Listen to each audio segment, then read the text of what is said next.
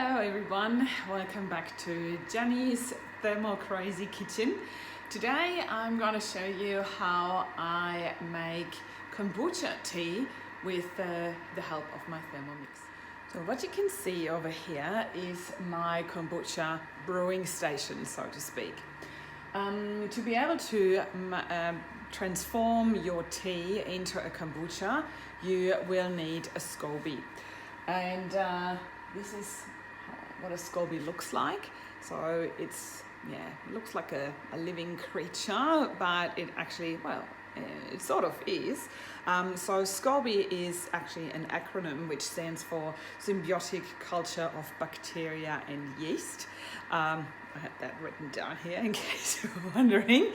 And it's like a yeast that also needs to grow, and actually it feeds from the sugar that we're adding into the tea.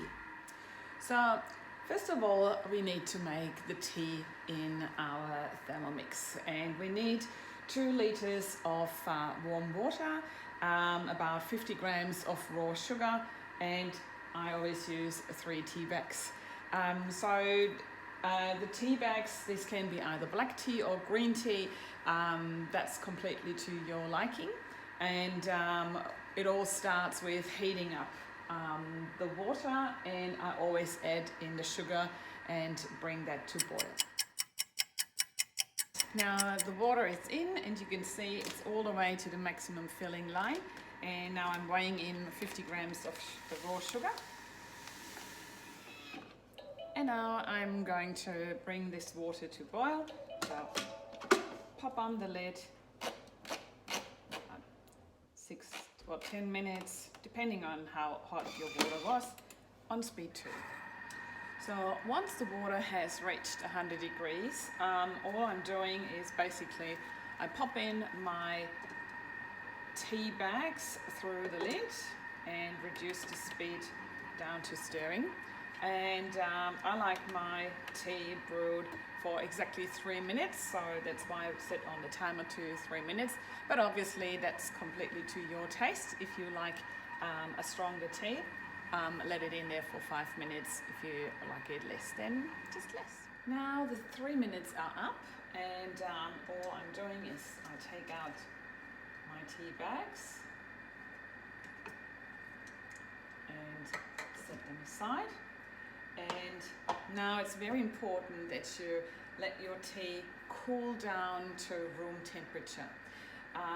That's very important, because if you would pour the hot tea onto your SCOBY, no matter whether you have it in individual bottles like I have, or if you have an ongoing brew, which is a different method, then hot water would destroy your SCOBY and the culture obviously in there.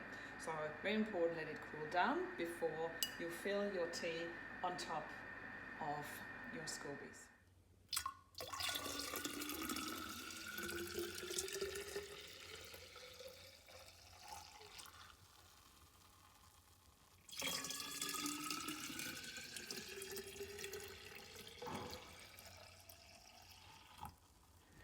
So once the fermentation is done, and this can take up to a week or 10 days, depending on the way you like your kombucha. The first couple of days it will be quite sweet, because the sugar won't be completely eaten up or processed by the SCOBY.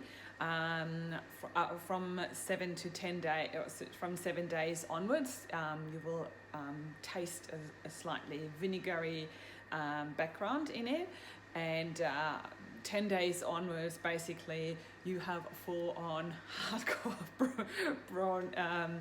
brew kombucha tea there, which has no sugar in it whatsoever, but you will also have a very happy new baby SCOBY being grown on top of the old one, because this is what they need to grow.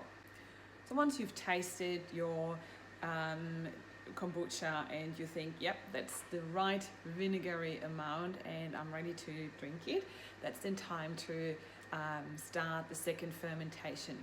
So basically we pour the the tea out, and I always leave like 100 or 200 ml of the tea in there together with the SCOBY, and I fill the rest into a separate bottle, and I am adding to this bottle flavors that I just like. So in here we have raspberries, lemon zest, and a piece of ginger.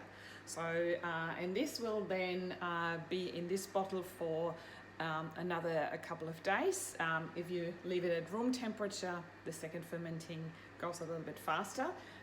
So what will happen, the bacteria is still in there, take the fruit sugar out of the fruit and use that for growing, but it will also produce that fizziness that we like with the kombucha.